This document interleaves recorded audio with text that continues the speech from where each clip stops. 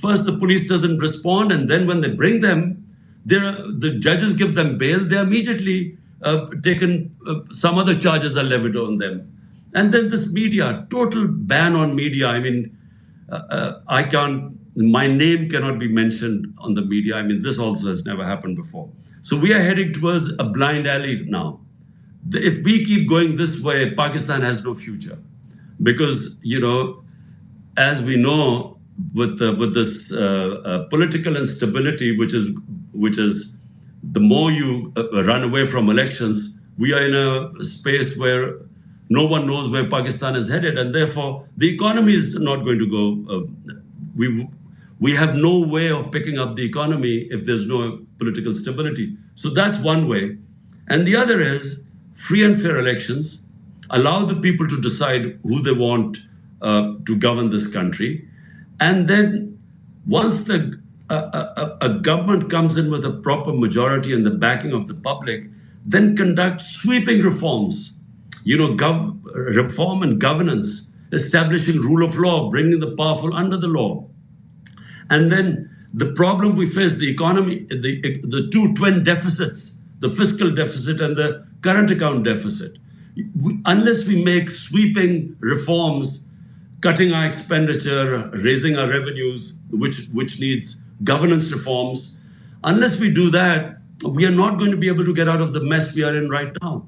And so that needs political stability, which can only come from free and fair elections. So, talking about stability, what does your relationship with the new army chief look like? If PTI were to win the next election and you become prime minister once again, what would that relationship look like? Because we would expect that relationship to be in good working order for there to no longer be any clashes. Well, at the moment, I'm afraid there is none. Although I've constantly asked for dialogue with the army chief because he holds the power. I mean, the coalition of parties are basically puppets now. So I have asked for dialogue, but unfortunately have no response from his side. And so whatever,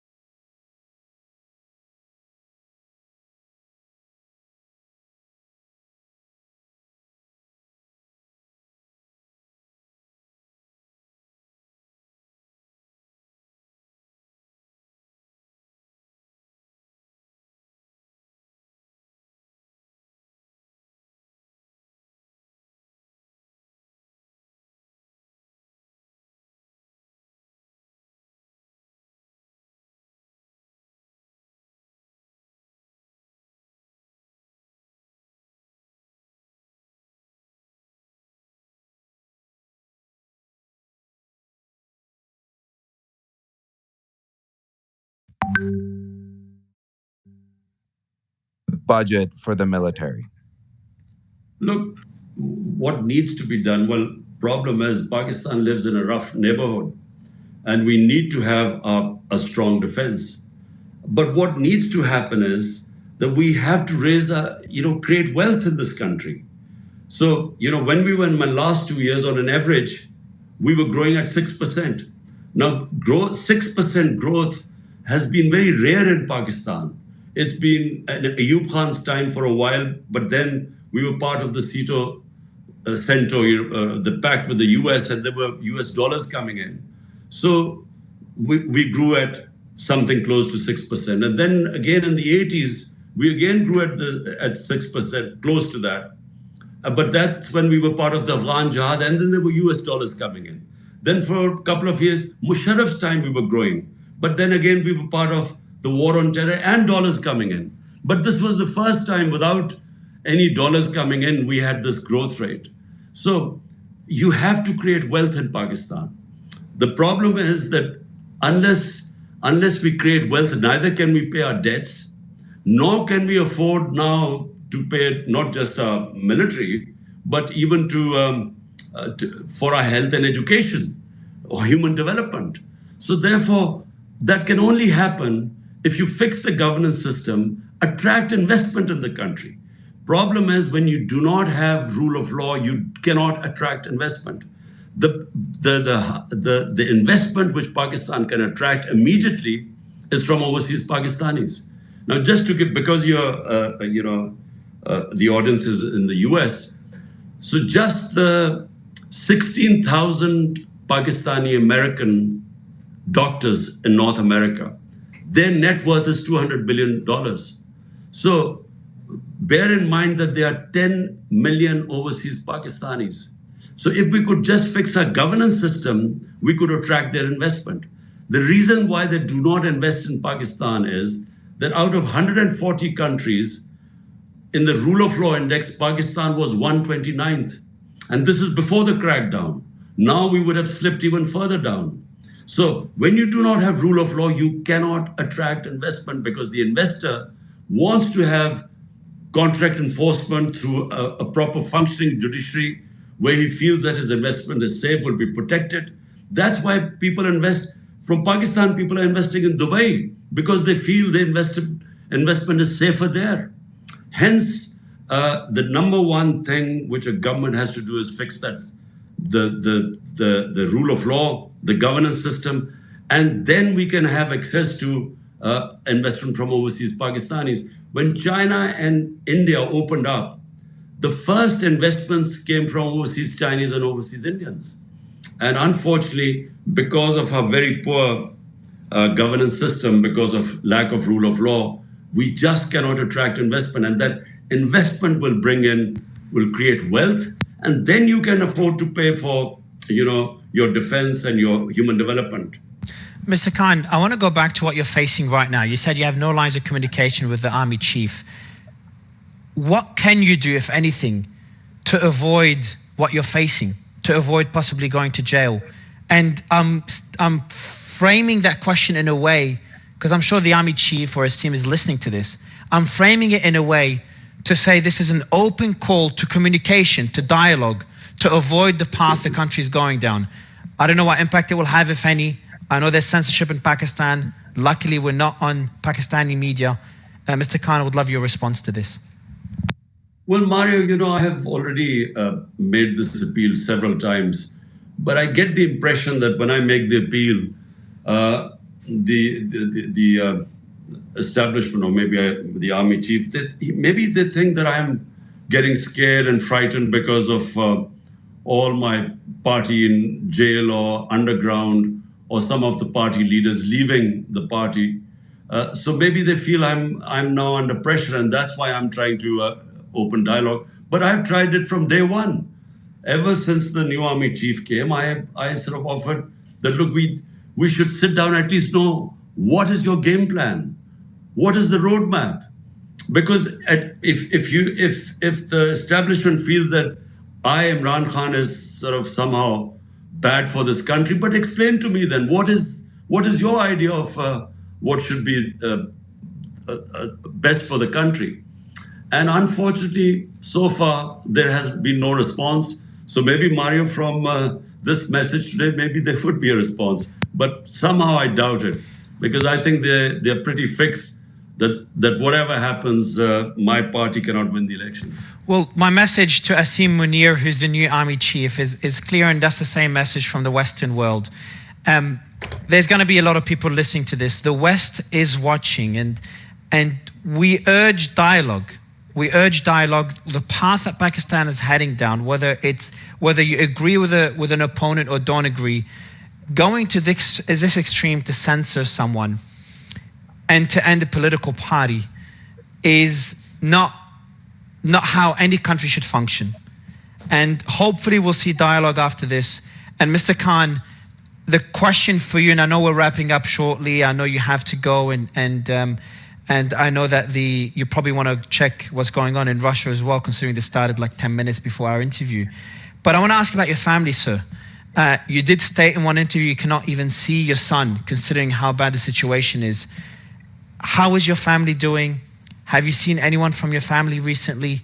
And my question again is, are you worried about the next few days, sir? Well, my wife has cases against her. They've taken out warrants against her.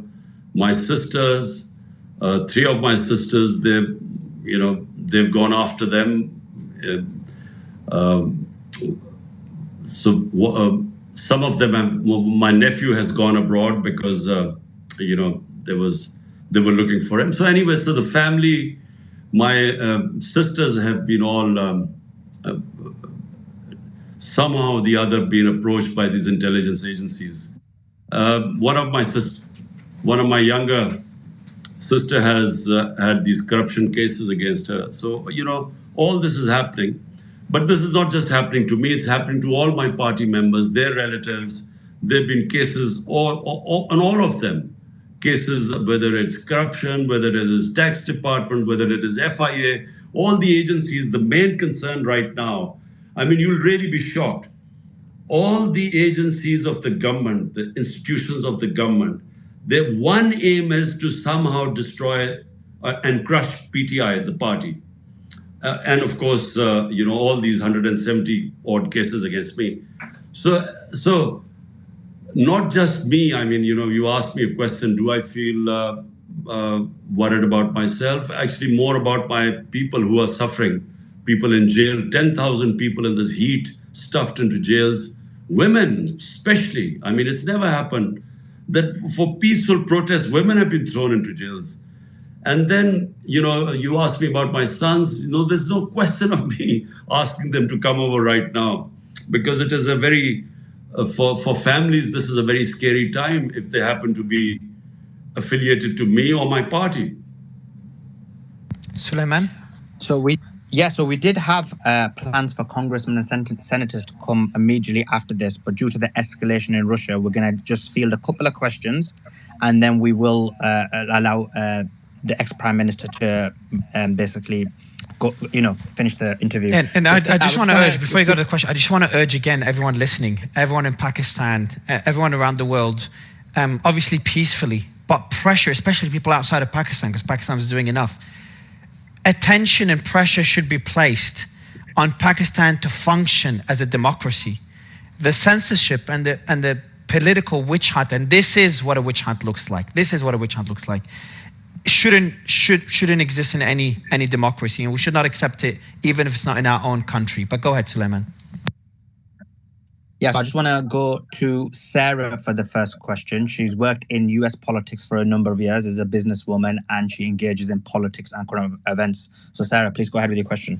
Thank you so much, Suleiman.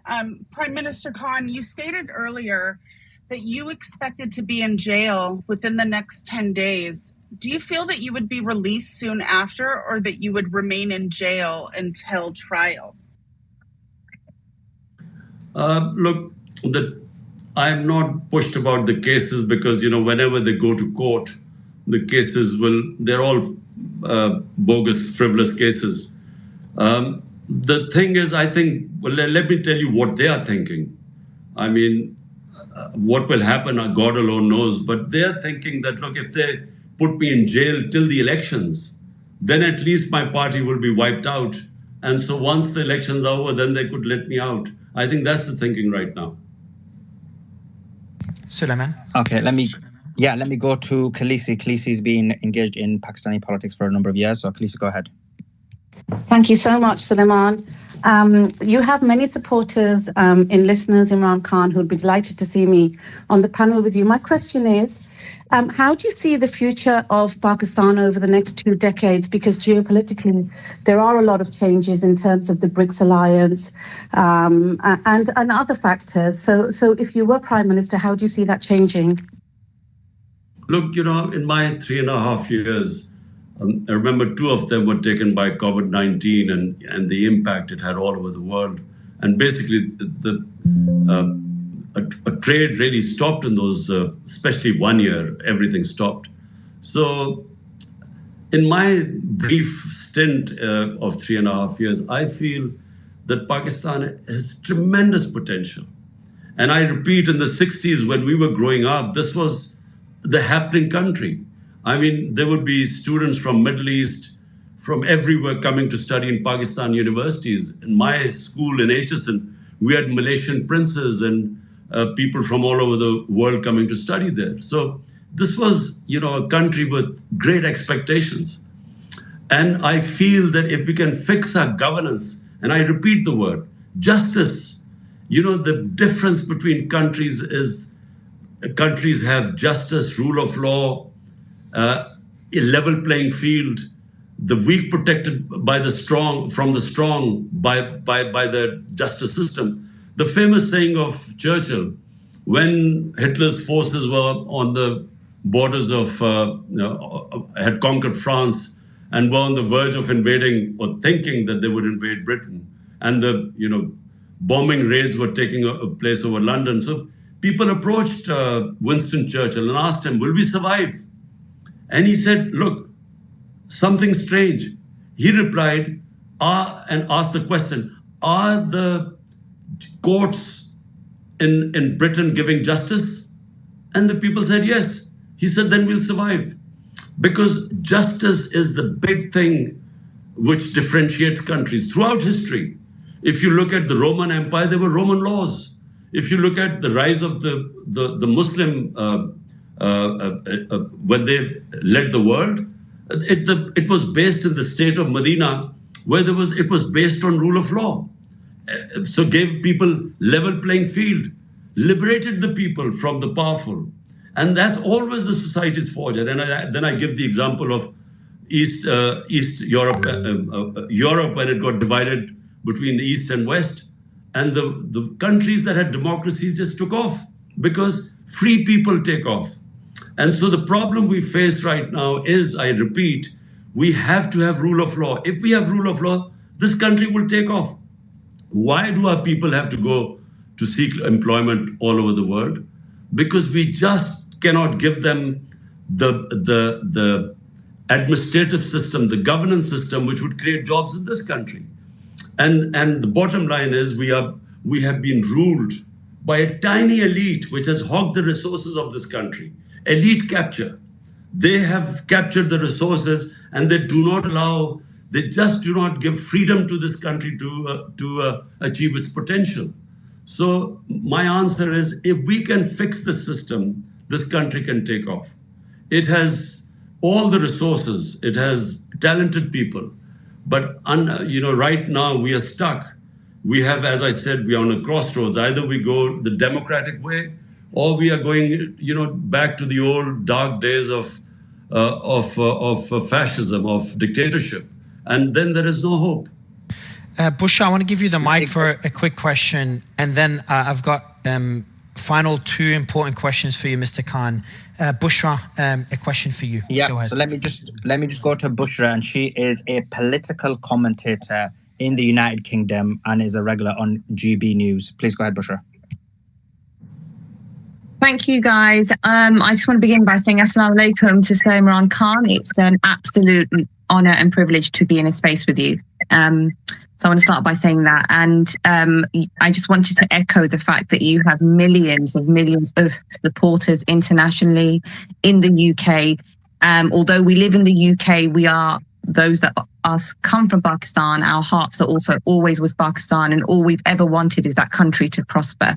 And we imagined one day that our children would go back and be exponentially proud of what Pakistan has become. So I commend you on every single effort, Sir Imran Khan, that you have been doing for the 27 years in politics. So that's what I'm going to start with. But my question basically is about Islamophobia and the connections and the links of terrorism and extremism that is always an agenda that British Pakistani Muslims face in the UK. And I just wondered, in your ministerial position, did you ever come across that with other global leaders where you felt like they were also trying to vilify Pakistan to say that perhaps terrorism was born out of that country, because British Pakistani Muslims face that on a daily basis simply for being from Pakistan?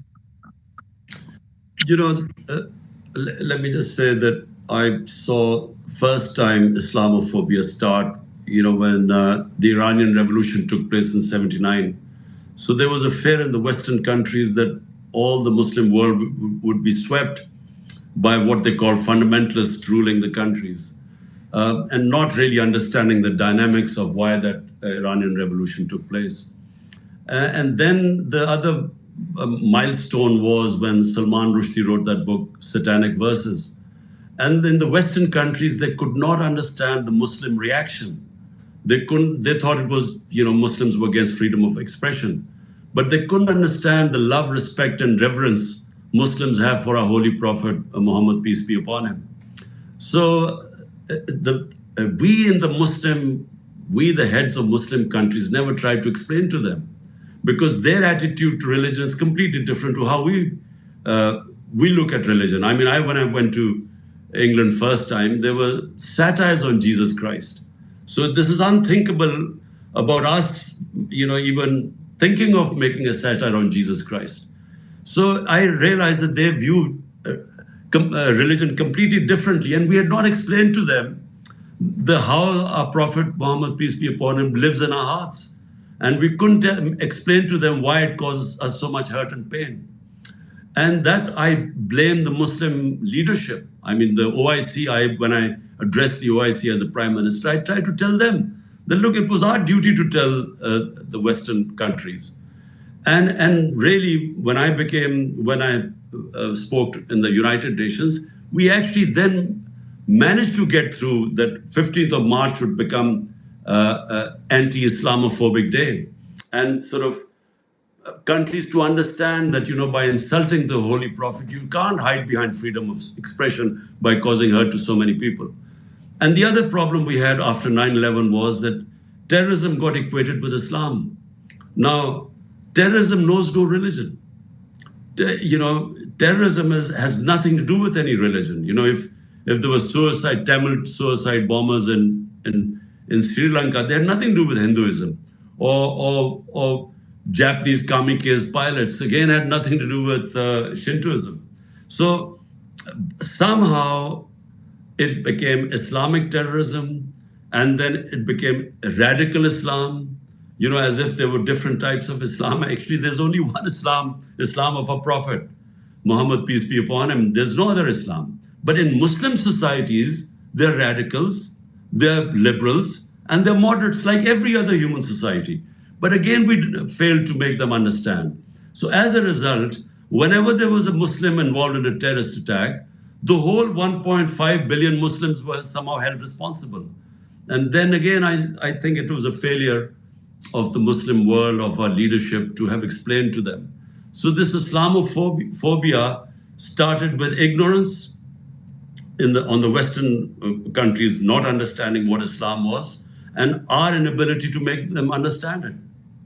Mr. Khan, I want to I've got two final questions for you, sir, because I want to be very cognizant of your time. And for me, these are the two most important questions. We're genuinely seeing, and I can now call it, a coup in Russia ongoing right now. And I know you did meet Mr. Putin, including the day after the Ukraine war. And I'm going to read out a last message from the chief of Wagner. Said, we're starting. And before that, he said, we urge Wagner group fighters not to carry out criminal and traitorous orders of Prigozhin. That was by the FSB, the Russian FSB, saying that. So my question to you, sir, having met Putin and knowing what you know about the war in Ukraine, and based on your knowledge of Russian politics, your thoughts on what's going on right now in Russia caught us all by surprise. And the facts are the FSB will be taking action against the chief of Wagner for the attempted coup. And the chief of Wagner is saying that military officials or some people within the military are on his side as well, and the coup is in progress. And we're seeing military equipment across the streets in Russia in various cities. There was reports of shooting in Moscow, but we haven't been able to confirm those, so I will call them as rumors for now. So I would love to get your thoughts on this developing story and on Russian politics. Well, Mario, my trip to Russia was being planned a couple of months before by a foreign office. And the idea was that Pakistan needed to buy cheap oil, because remember, this was the commodity super cycle aftermath of the coronavirus. And the prices all over the world went through the roof, price of oil and price of energy. So my trip was planned that we wanted to get some cheap oil from Russia. And secondly, we needed to buy 2 million tons of wheat. And then the military wanted some hardware from them. So that's why the trip was planned. Now, I arrived at Russia at night, and the next morning is my meeting with President Putin. And just before the meeting, we hear that the Russians had moved into Ukraine. So, it was bad timing, but really, had we known, clearly no one would have taken a visit, gone to Russia, knowing that this is happening. So it was just happened to be bad timing. Now, what is my idea of what is happening? Frankly, I have no idea what is going on, because, when I had the meeting it was purely about our bilateral relationship. As I said, we wanted we wanted gas pipeline built by the Russian firm. So it was purely bilateral, but I did ask him what did he feel, when I heard that he had moved into, Russia had moved into Ukraine, how long would it take? Because I'm basically very anti-war. I have always, as a student of history, wars are always miscalculations. You always have people, men starting war, and then once they start the war, they don't know when it will finish. And this is always based on miscalculation. All great disasters in military have been miscalculations. So I asked President Putin, I said, how long would he think this would take? So he was very confident, maybe 4 weeks. But then he said 4 weeks, but then he did say, but you never really know in the war. So what is going to happen now, I have no idea. But, if I was in his place, I would never have started a conflict. Because, in Pakistan, we have seen, this war on terror. I remember General Musharraf telling us, when he was taking on war on terror, I asked him, how long do you think we will be involved in this? And he said, matter of months. And for 15 years, we were involved in this war when 80,000 Pakistanis died. And same, so I'm not a big believer in solving issues through military conflict. And so my final question for you, you've been incredibly courteous with your time, especially at such a sensitive time, and you're the victim of extreme censorship. We know Elon is working hard to fight censorship, and Twitter Spaces is one way of doing this. We've covered a lot of topics that would not generally be covered by mainstream media in the West, let alone by media in countries like Pakistan. So my question to you is, would love your thoughts on what Twitter is doing to fight censorship, what other people in the West and around the world are doing to fight censorship, and lastly, and most importantly, your thoughts on this journey, this experience on this interview on Twitter Spaces, and the discussion so far, Mr. Khan. Well, look, Mario, the Twitter is, for me right now, it was my main way of communicating, because as you know, I'm completely banned on all mainstream media. So were it not for Twitter, I would not be able to get my messages through. And also I do record my videos, and they go on YouTube. So, for someone like me, we are grateful for this ability to get our message through, because and frankly, the worst thing that can happen to a country is when you put brakes on freedom of expression. Because once you stop criticism in a society, the society has to go down. You know, let me say, as a cricketer, I mean, I wasn't the most talented, but I was more successful than others because I was my greatest critic. And I would always read reviews of people who I valued, whose criticism I valued, because that's how you improve yourself. So when a society deprives itself of criticism, it is only one way it is going to go, downhill. And again, I repeat the example of countries with democracies. The better the democracy, the more the country prospered. The more freedom you give to a country, the more it goes up. And the more you clamp down on expression and fundamental rights in a country, you destroy its future because you destroy its freedom.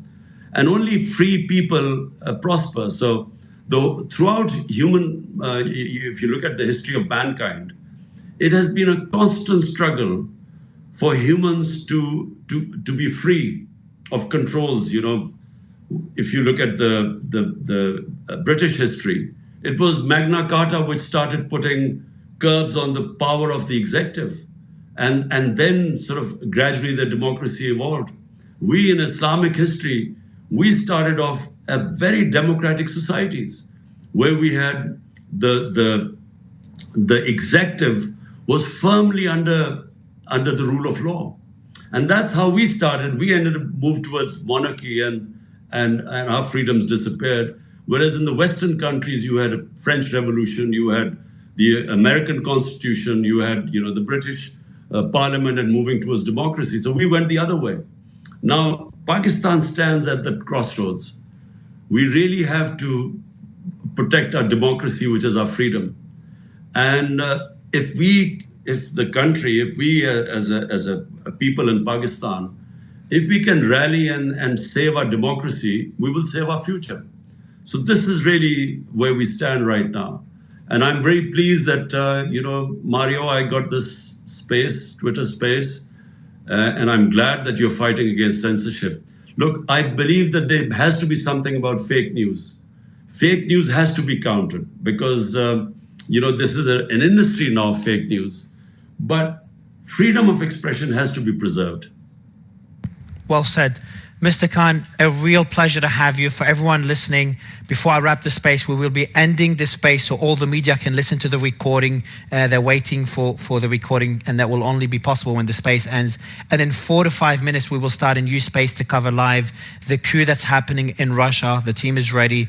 Otherwise, most importantly, former Prime Minister of Pakistan, Imran Khan, such a pleasure to join you, and our thoughts are with you over the next few days. Thank you, sir.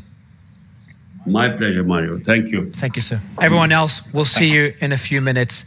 Sulaiman, Danish, I will end the space now, and then we will start another space in about 4 to 5 minutes. Just to allow me to restart the app to make sure no glitches, and we'll be covering live the developments that are happening in Russia. There is a coup in Russia. I do have a tweet, a thread on my profile that you could read that the team has been updating while we conduct this interview.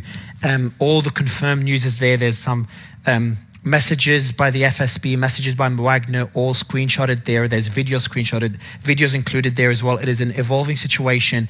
And what started initially as like, wow, this is concerning, is now extremely concerning. So we will start a space in about 4 to 5 minutes on that. Otherwise, thank you everyone else for doing this. And Sulaiman, thanks for helping me co-host. And Danish, thanks for helping me co-host as well. And everyone else that organized this. Bye, everyone.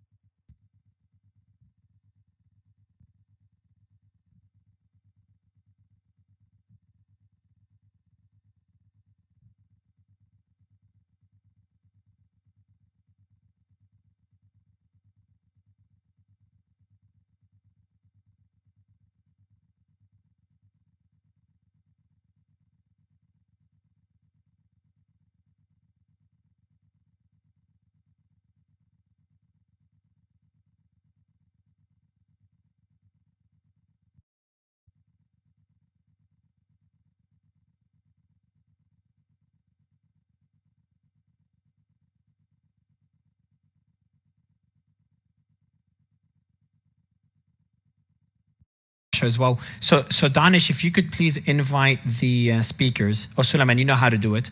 If you could please invite the speakers. In the meantime, I'm just going to give an update on the latest development before we get into the segment that we have today. And how polarized the country is. And we all talk about the establishment. Suleiman is one of the most vocal people I know talking about the establishment. And we you know, me and him fight a lot about it.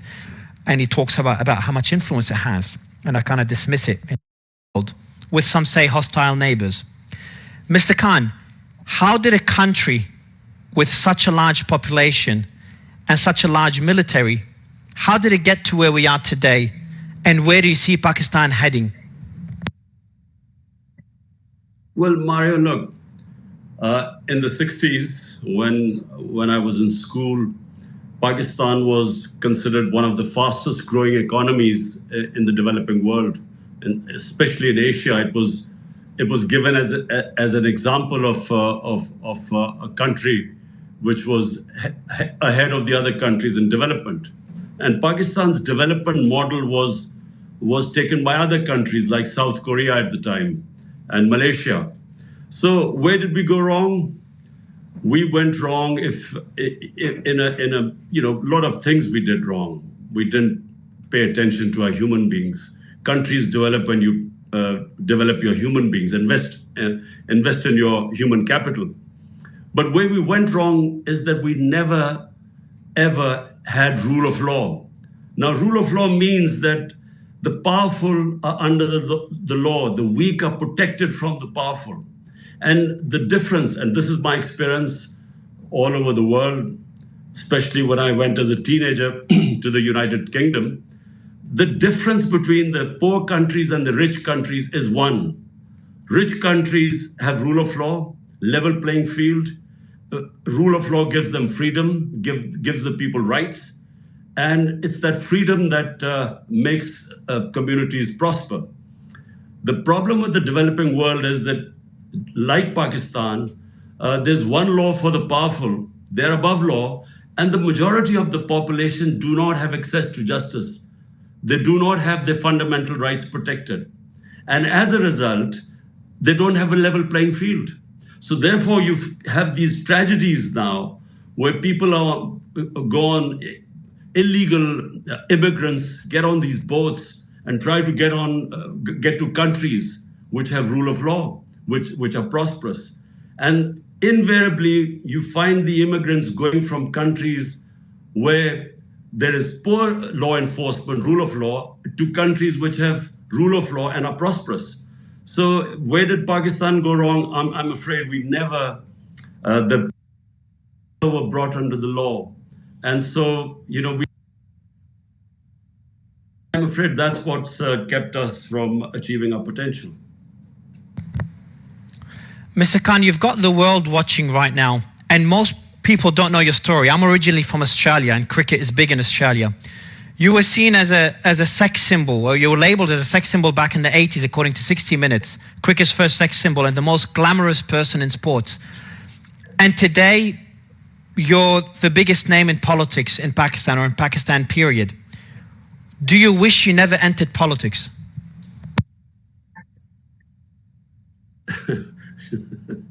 Look, Mario, this is not how, I planned my life.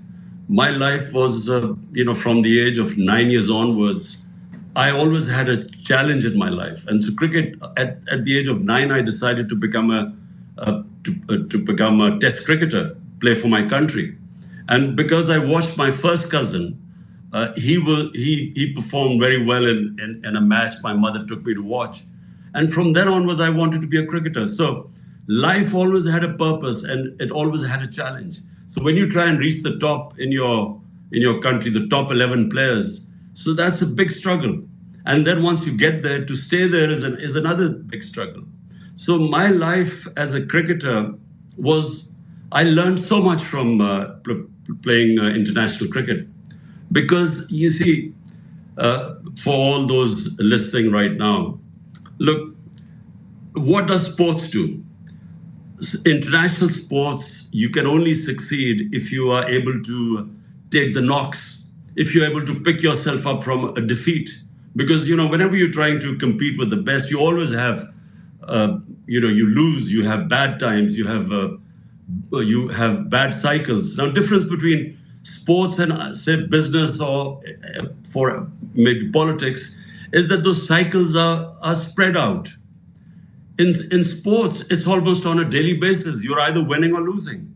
So if you cannot cope with losing, with the bad times, if you cannot pick yourself up from the floor when you've been defeated, you never make it.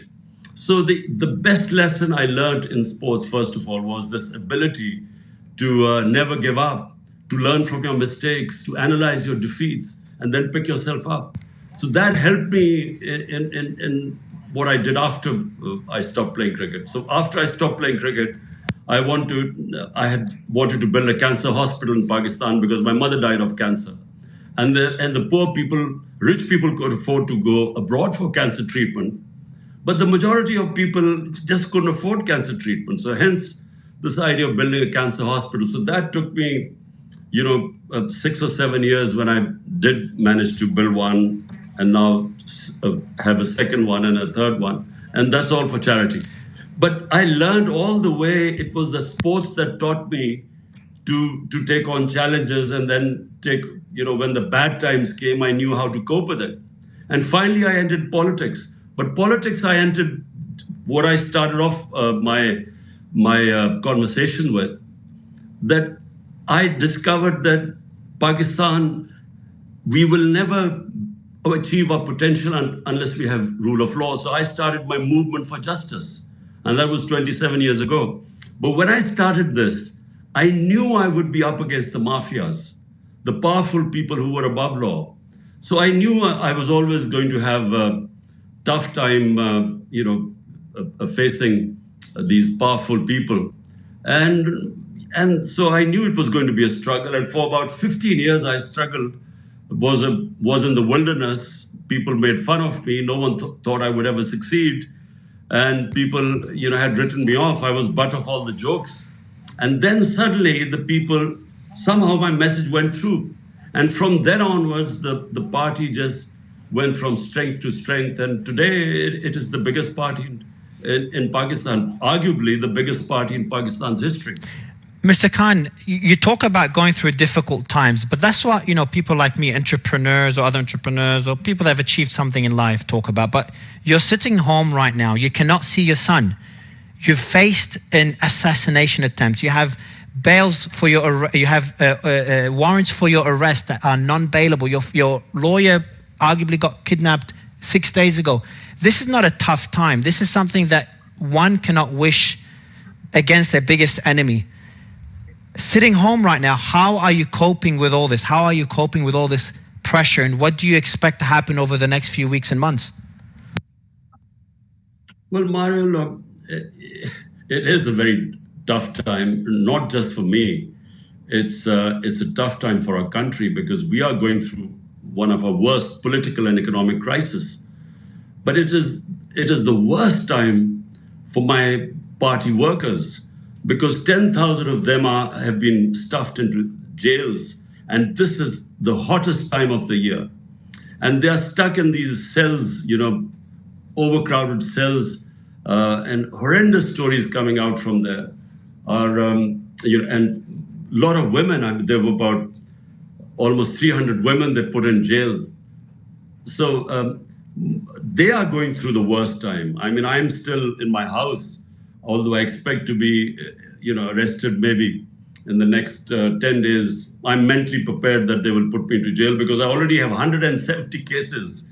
And all my time is spent in the last 19 days, I have had to go to courts to deal with 70 cases just in the last 19 days. So it's a matter of time before, and they keep on, more cases are, sort of every now and then there are more cases thrown at me. So I expect to be in jail. But the country at the moment is going through one of its worst economic crisis, but also political crisis, because no one is certain where we are headed. And you said you expect to be in jail, or do you accept as in you're mentally prepared to be in jail? Because that was my next question. When I talk to your team, a lot of your team members are outside of Pakistan. They're having family members harassed. Many have them arrested. We've had the Pakistani interior minister said either us or Imran Khan will get murdered.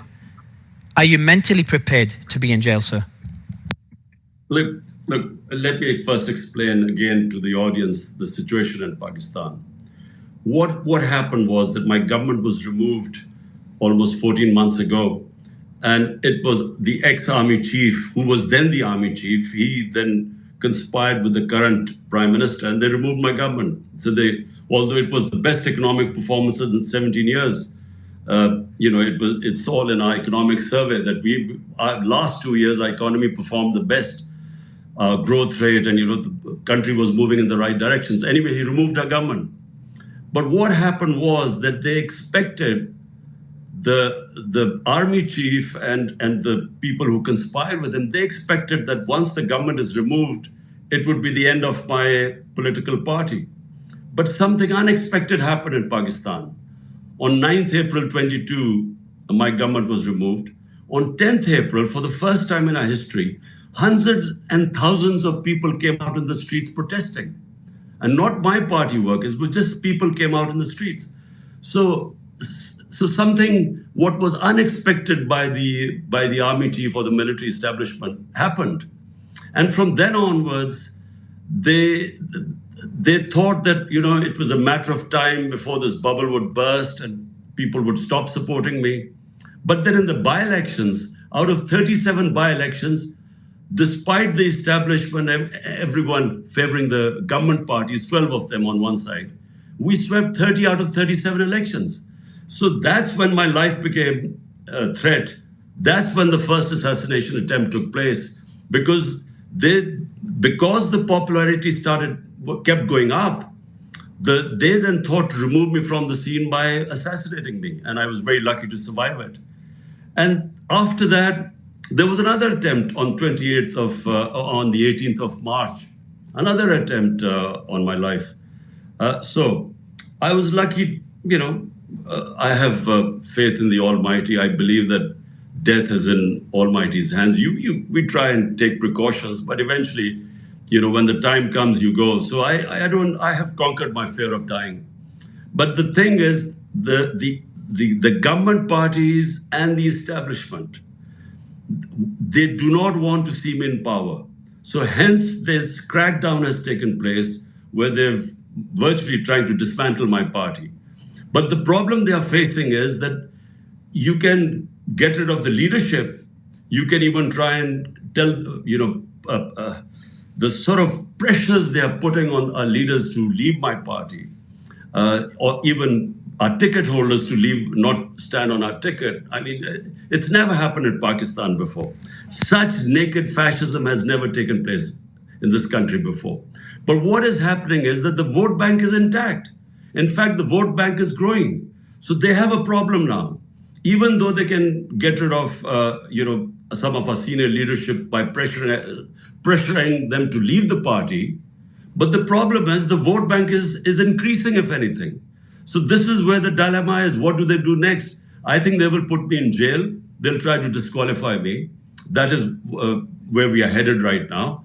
But, it's not going to, even whenever there are elections, my party is going to win the elections. So even if I'm in jail, the party is going to win the elections. So, answer to your question, Mario, yes, it's a very tough time.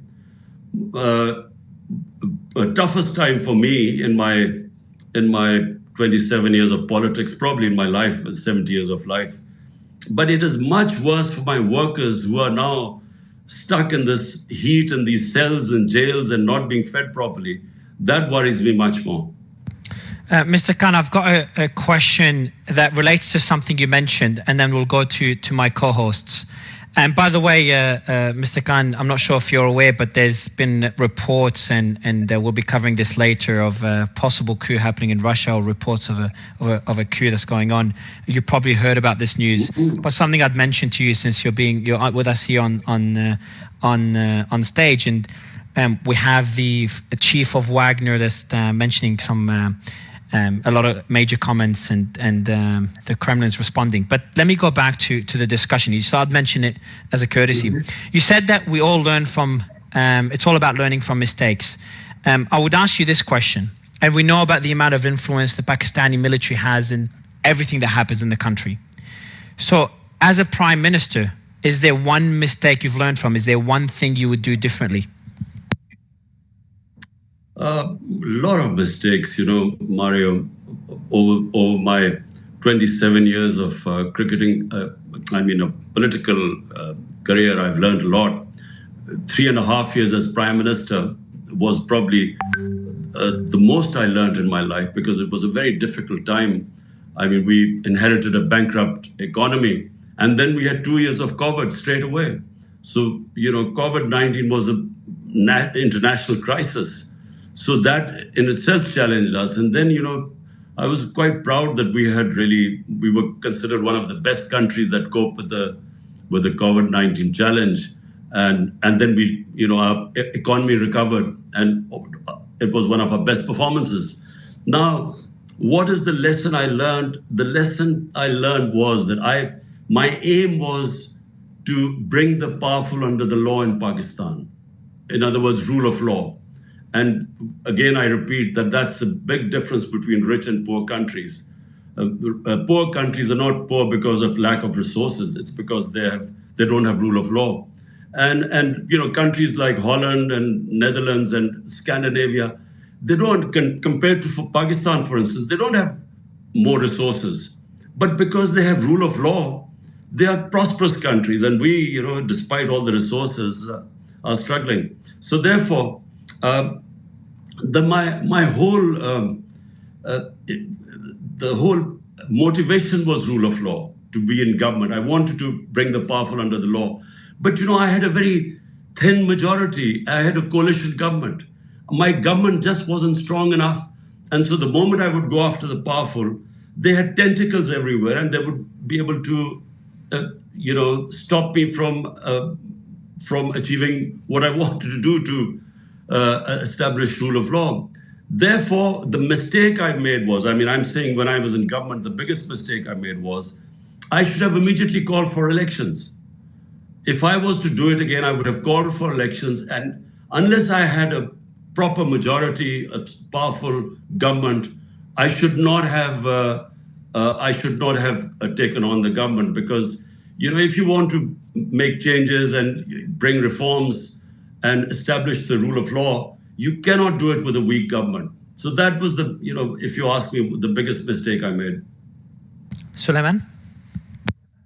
Prime Minister Imran Khan, this is Suleiman. It's an honor to have you on stage. And my question is this. So you mentioned about the rule of law in the Western world. In your book, Pakistan, A Personal History, you mentioned about your upbringing when you studied in the United Kingdom, in the University of Oxford, that you learned certain English traditions and you appreciated a lot of the traditions. Now, my question to you is, how did that impact your perspective in terms of applying that to when you became Prime Minister of Pakistan, and the importance of those ideals about law and so on and so forth? Look, when I, as a teenager, went to England and then I went to university there, two things struck me. One was a welfare state, a humane society. First time I saw a welfare state was in England. And, the other was rule of law, that even the powerful were not above law. The prime minister, he had to conform with the law of the land. Now Boris Johnson having to go on something which would not even have made news in Pakistan. So everyone, the law is for everyone. So that struck me, because here when I went to England, we had martial law here. So the military was above law. Or we had subsequently these two families who also were above law. The powerful were always above law in our country. So that struck with me. And therefore, when I became the prime, or even when I started my political struggle 27 years ago, these were the two aims. So I tried my best when we were in government to lift the bottom tier of the population. We had, two of the programs which are acknowledged abroad, like, for instance, our ESAS program, which was to provide welfare to the bottom tier of the society, was appreciated by World Bank and international. During the COVID-19, it was considered one of the best programs. And secondly, we had this health card where we gave health insurance to our population. And so, so one was the welfare, to have a welfare state, moving towards that. And second was the rule of law, which I'm afraid I failed because as I said before, I just did not have a strong enough majority. Danish? Assalamu alaikum, Prime Minister Khan. I wanted to ask primarily about your commentary around the establishment. When you came to power in 2018, it was well established that you had the support of the army at that time. Clearly, something happened during your time in power where that relationship soured. Can you tell all of us what has been going on in Pakistan? Obviously, you mentioned the two families. You mentioned that we've had martial law for a long time, but you enjoyed some of the benefits of having their support. Can you tell us what has happened between you and the army, and where do things stand now? Look, in Pakistan's history, almost half the time we have been ruled by the military, and the other half we have been ruled by these two families. So mine was an anomaly. I mean, we broke through a two-party system, and that's when my party won.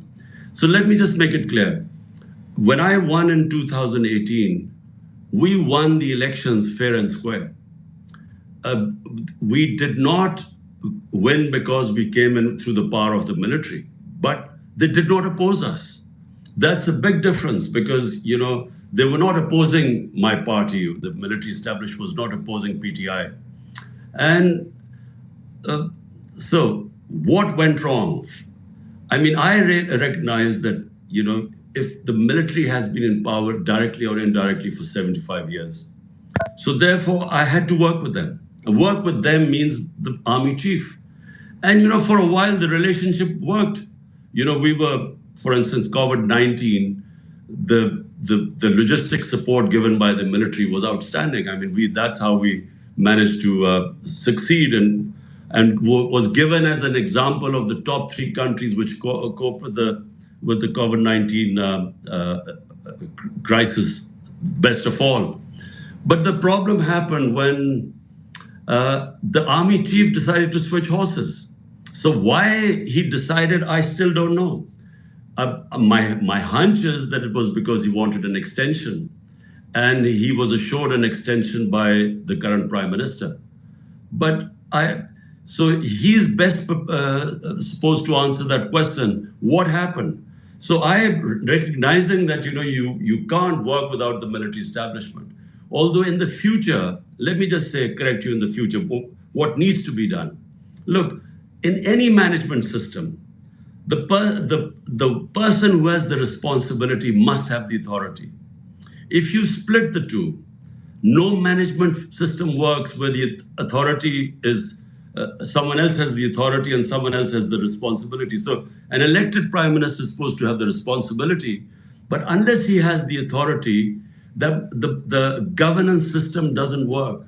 So in our case, as long as the army chief was on board, things would happen.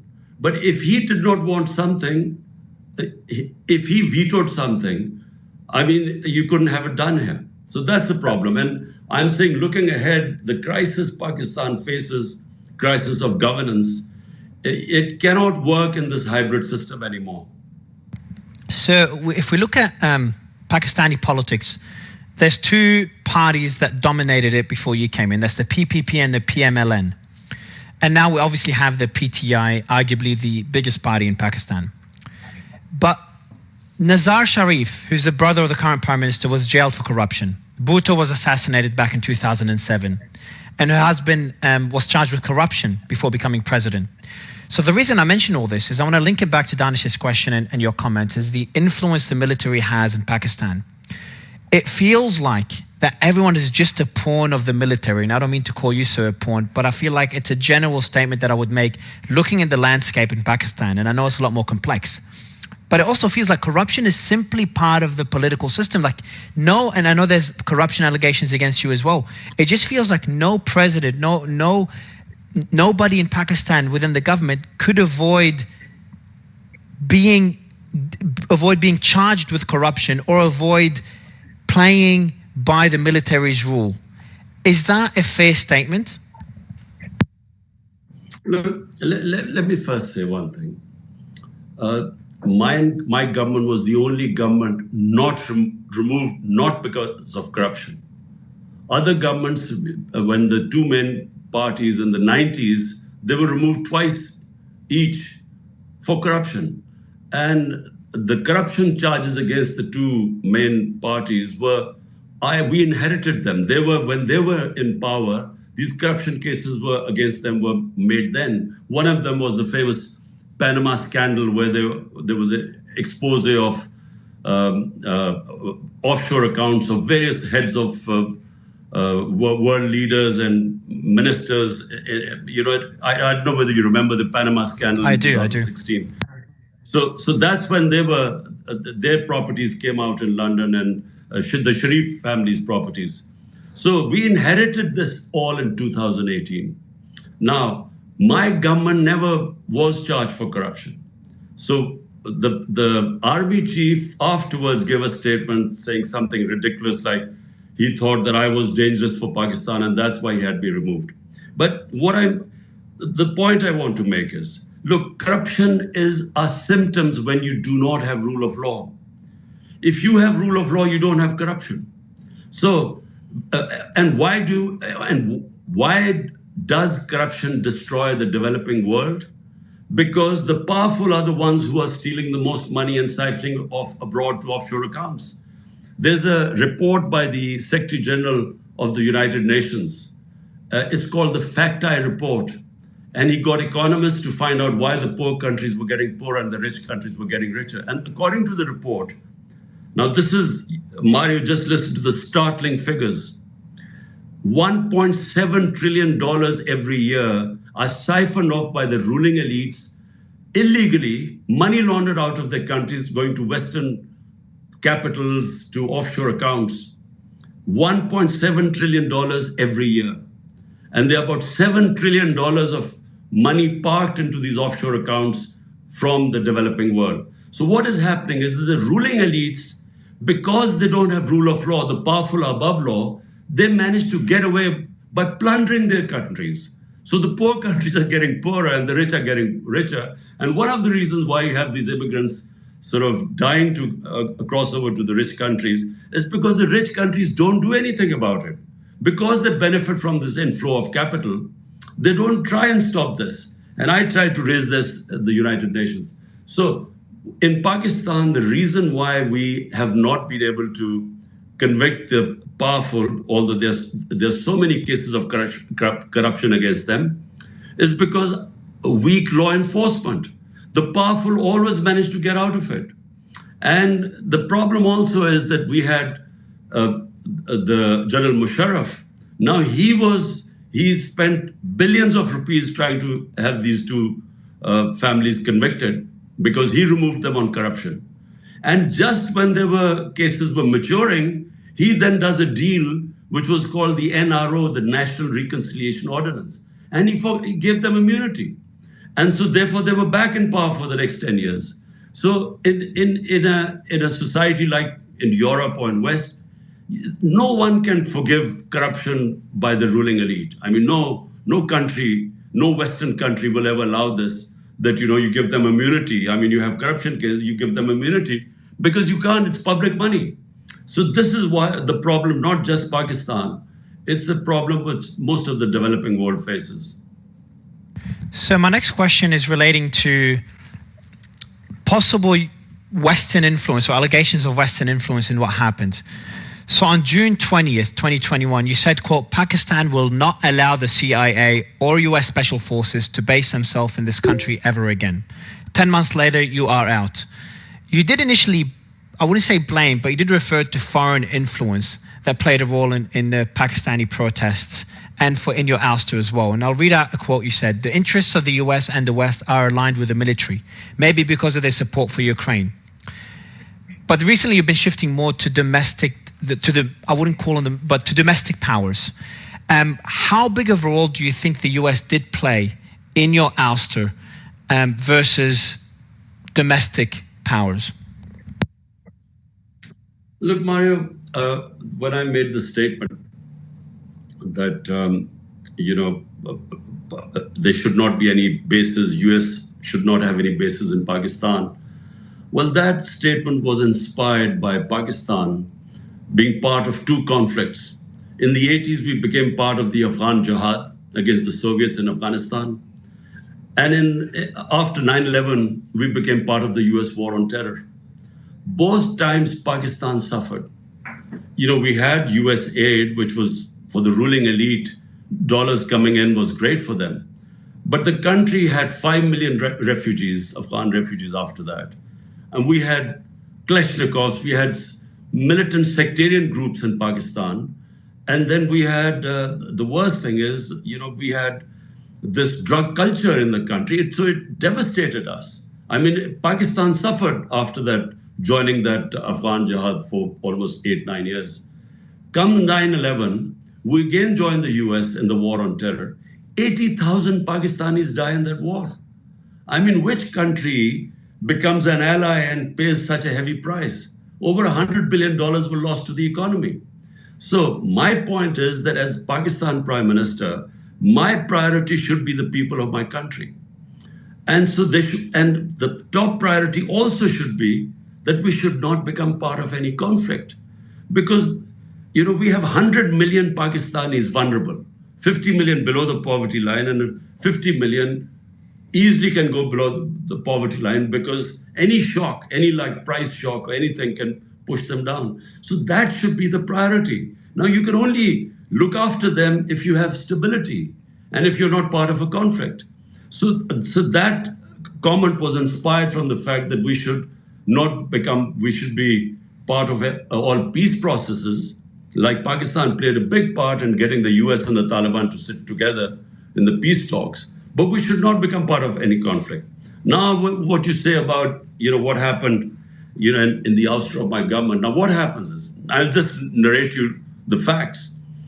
On the 6th of March 2022, I see my ambassador in Washington. He sends a cipher. Cipher is a coded message.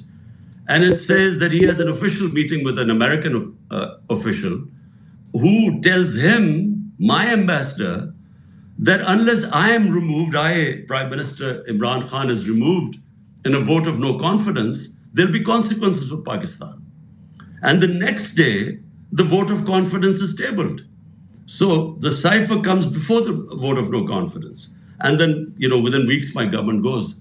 Now, at the time, I thought that it was the US who had instigated this.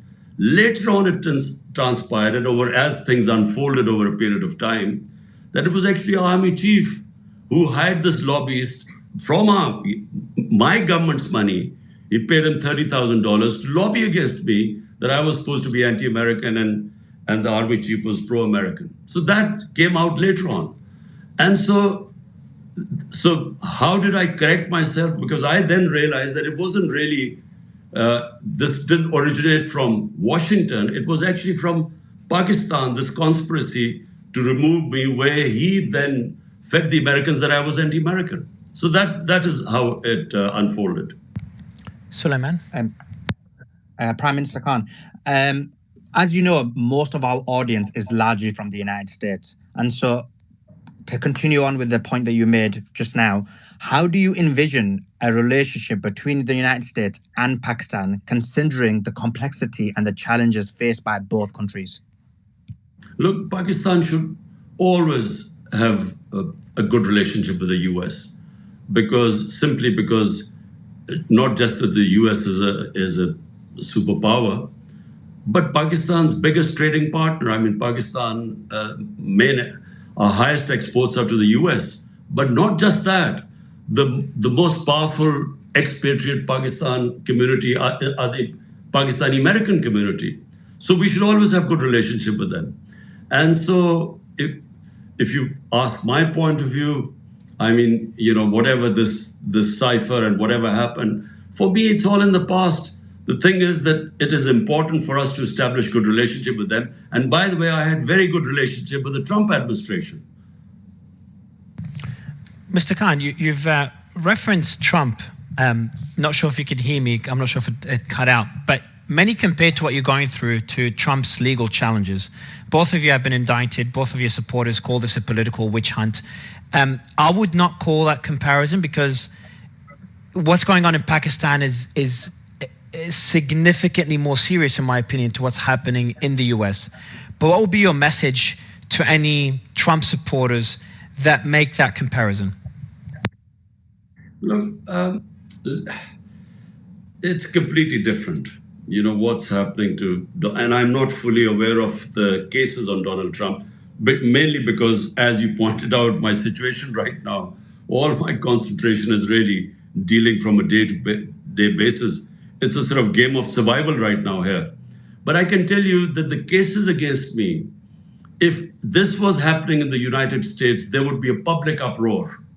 You could not, I've been known in this country for 50 years. I've never had one criminal case against me. And at the age of 70, suddenly, I have 170 cases against me.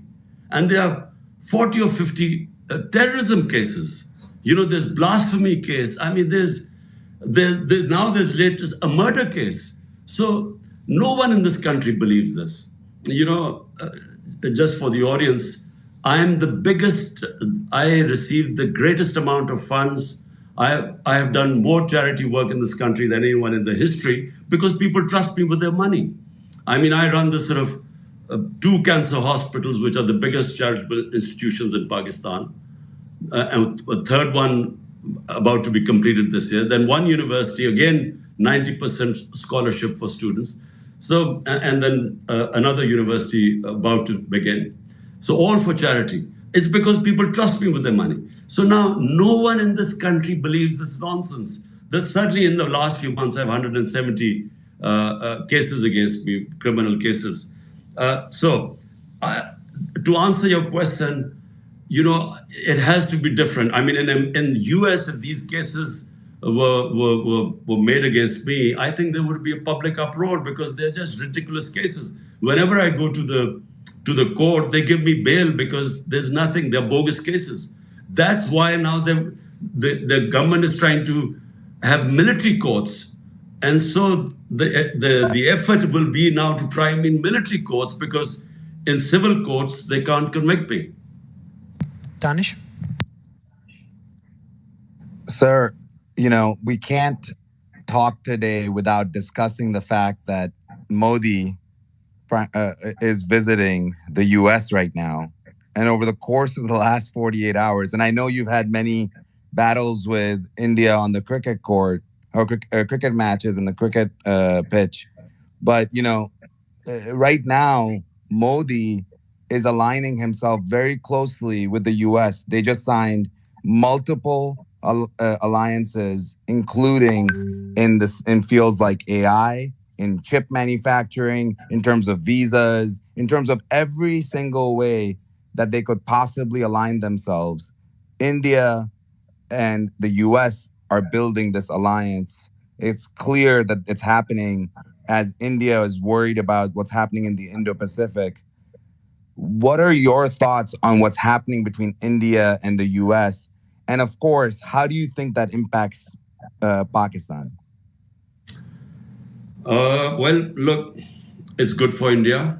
Clearly this alliance is very beneficial for India. And I see the US interest in this alliance because, the containment of China. And so, this was always going to happen. In fact, this alliance was building up. It's not that it's happened suddenly. For Pakistan, the worrying thing is that, we remember in the 60s, right up to the 80s, Pakistan was actually ahead of India in most of the economic indicators. And sadly, from 90s onwards, when we had these two families taking turns to rule us and misrule us, from then onwards, not only just did India overtake Pakistan, but also Bangladesh. And that's painful for people like us, because we know that when we were growing up in the 60s, there was so much optimism in this country, because, people had confidence in themselves, because they felt that we were the country which would outstrip all the other countries in Asia. And so now watching this, I guess, from point of view of India, and I have to say, I always had, a lot of love and respect in India because of cricket. And when I became the Prime Minister, I always thought the first thing we must do is to have good relationship with India. But unfortunately, in India right now, there's the RSS philosophy, and that's very anti-Pakistan. And no matter how I tried, we found we hit a brick wall, because I think this ideology of RSS and BJP is just not friendly towards Pakistan. So from that point of view, it's sad, because our main issue is Kashmir. And if we could resolve the issue about Kashmir through dialogue, it'll be the greatest thing for the subcontinent. And especially even for India, because India then has access to Central Asia through Pakistan. But unfortunately, right now, I do not see this situation. I just don't see any breakthrough between Pakistan and India. Suleiman? So I just want to take it back to what's happening in Pakistan. The freedom of press is imperative for a functioning society. And for that, you need journalistic integrity. They should be allowed to report on whatever they want to report on.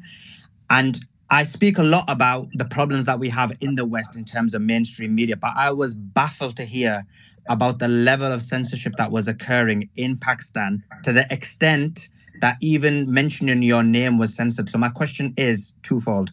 First of all, in terms of what's your thoughts about this censorship that's occurring in Pakistan?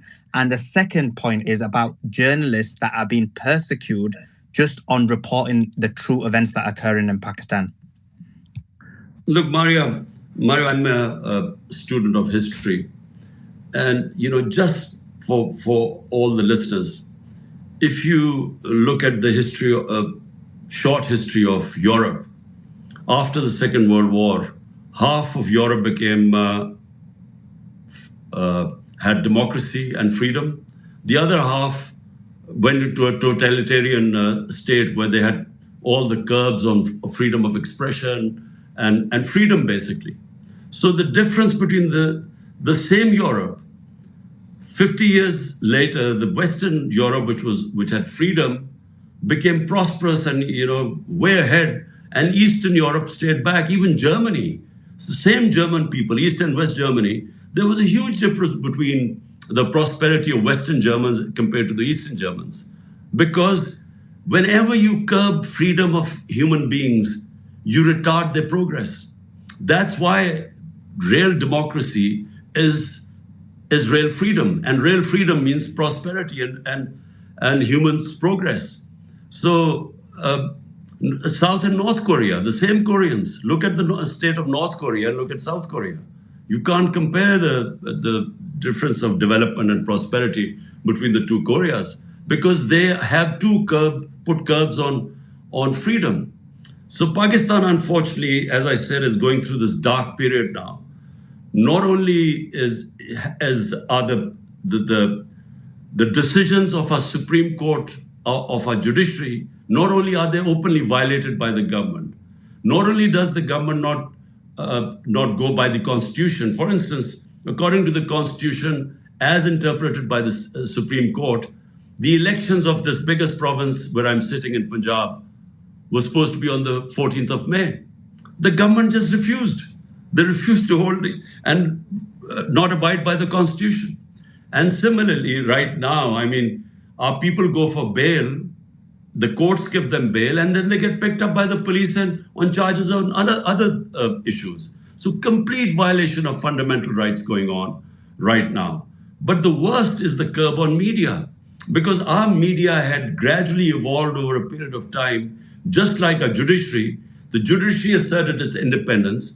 Normally, it used to be subservient to the executive. And then our media, over a period of time, became vibrant, and one of the most vibrant medias probably anywhere in the world. Now, there is complete censorship. Even my name is not allowed to be mentioned on national television. And worse, some of our best journalists, 4 of our best journalists have left the country because they were scared of threats to them. There were cases against them. One of the best investigative journalists, Arshad Sharif, had to leave the country and was actually murdered in Kenya.